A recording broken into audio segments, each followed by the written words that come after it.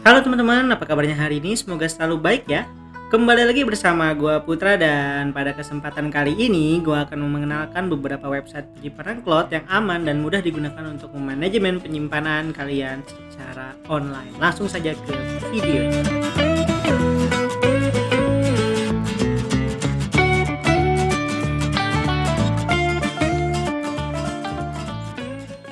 Oke, kenapa sih kita harus punya penyimpanan cloud atau penyimpanan online gitu ya? Jadi kan sekarang tuh zamannya semuanya serba digital ya, serba satset gitu ya. Jadi ya penyimpanan pun juga harus satset gitu. Masa kita bawa penyimpanan yang berat-berat atau besar-besar gitu kayak hard disk atau mungkin SSD eksternal gitu ya.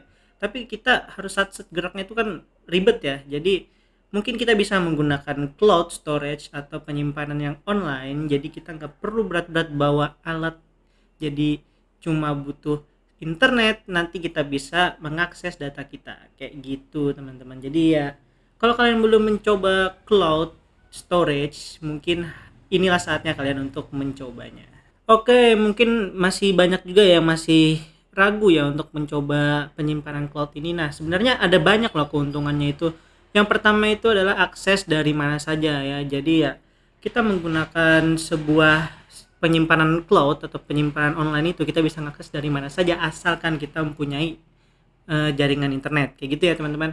Kemudian yang kedua, kita juga memiliki penyimpanan tambahan. Mungkin kalian yang punya penyimpanan di flash disk mungkin ya, sekarang masih pakai flash disk gitu ya.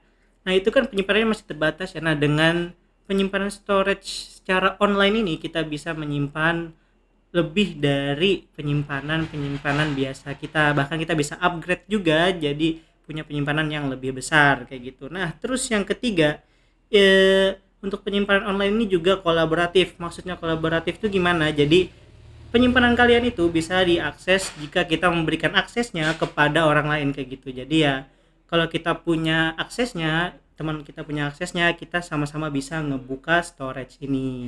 Oke, yang selanjutnya adalah keamanan data, di mana sebagian besar penyedia penyimpanan cloud ini memiliki langkah-langkah keamanan yang cukup ketat dan juga pastinya melindungi data-data yang kita simpan di sana. Contohnya itu keamanannya itu kayak dienkripsi datanya, bahkan data yang kita masukkan tuh kemungkinan besar tidak diketahui oleh para penyedia jasanya karena sudah dienkripsi kayak gitu ya.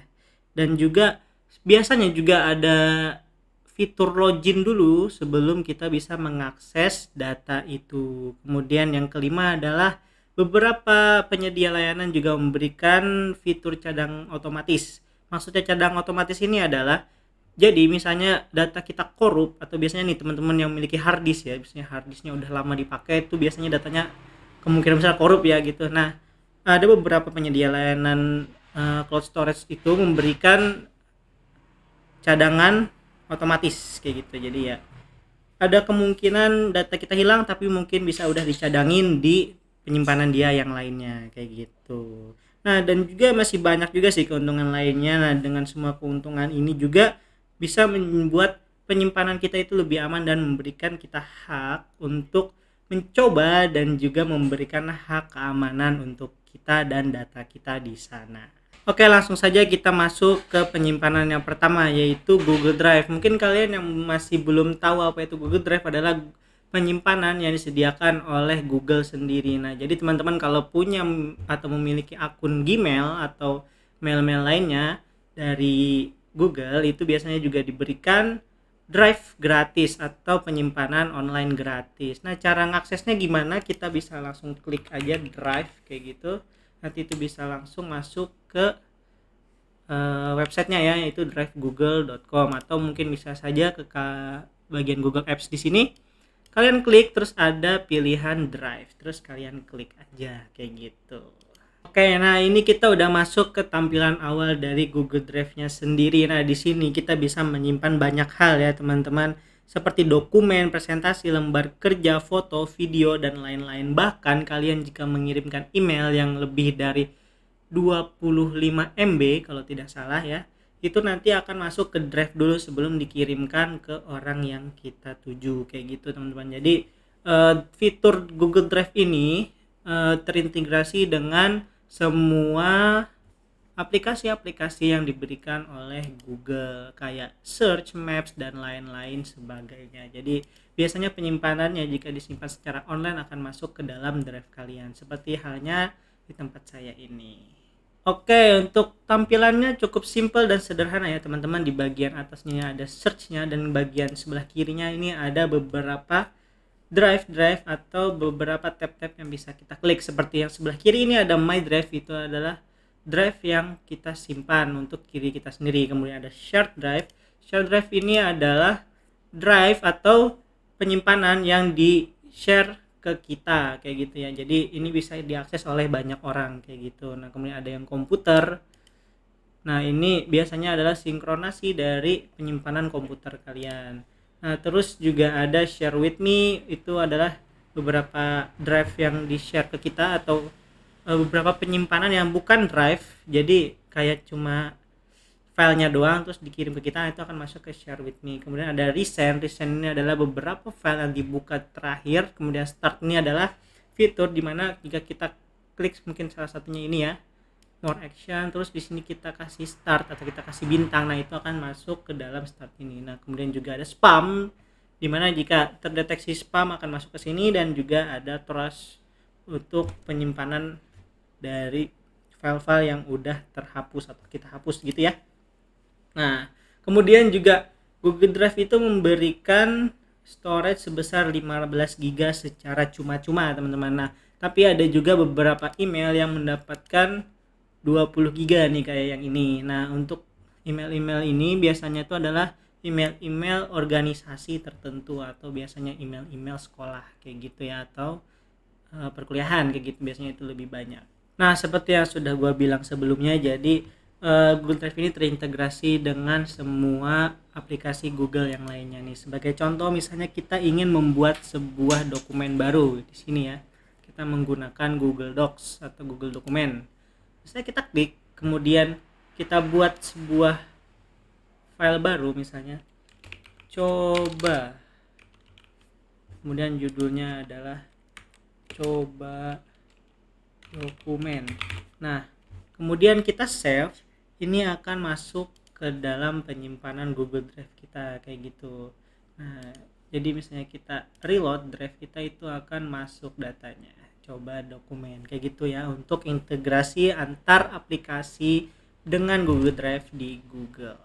Nah, mungkin kita bisa coba juga untuk membuat penyimpanan baru. Nah, untuk membuat penyimpanan baru itu ada pilihannya di sebelah kiri atau baru gitu ya.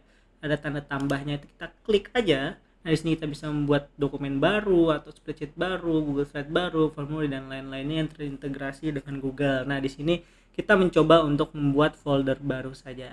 Nah, di sini ada pilihan folder baru. Nah, untuk folder baru ini dia akan membuat folder seperti ini. Nah, dalam folder ini kita bisa membuat banyak file kayak gitu ya. Nah, kemudian untuk upload file itu berarti cuma ngupload filenya aja.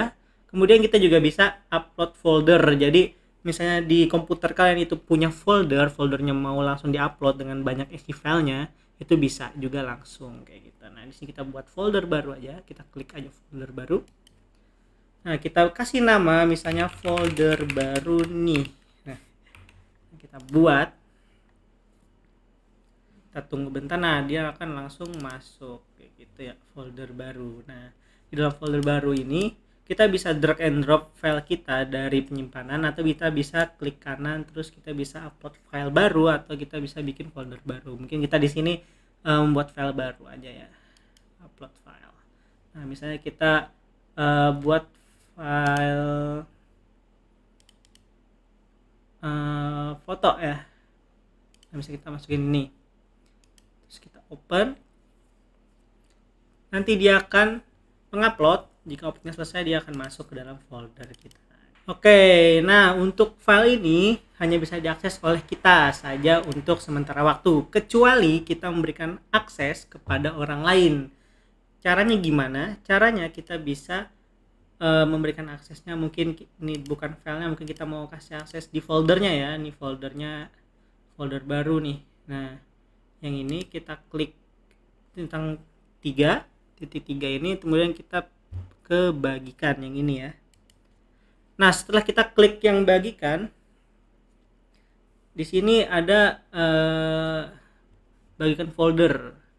Kita bisa nambahkan orang dan juga bisa nambahkan grup. Nah, di sini untuk aksesnya ini dibatasi. Jadi, meskipun salin link kemudian linknya diakses sama orang, dia tidak bisa mengakses data kita. Kecuali yang dibatasi ini kita ubah ke siapa saja yang memiliki link atau organisasi kalian. Nah, jika kita pilih yang siapa saja yang memiliki link, ini ada pilihan lagi untuk pelihat, pengomentar, dan editor. Bedanya adalah pelihat cuma bisa ngelihat dan ngedownload dan lain-lain.